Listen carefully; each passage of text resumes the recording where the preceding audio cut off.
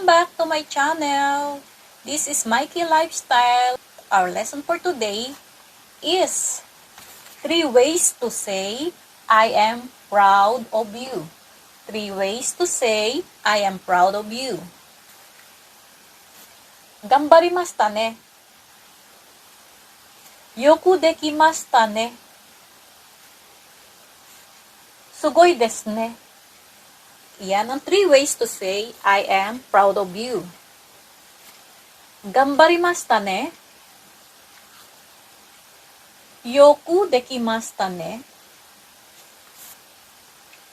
Sugoi desu ne. Is 3 ways to say I am proud of you. At yan lang po ang ating lesson for today.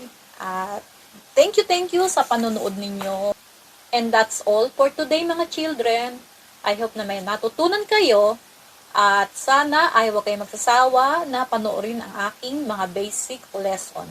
At meron po tayong playlist ng basic Nihongo tutorials. At kung kayo po ay gustong matuto ng Nihongo, pwede nyo po siyang i-replay.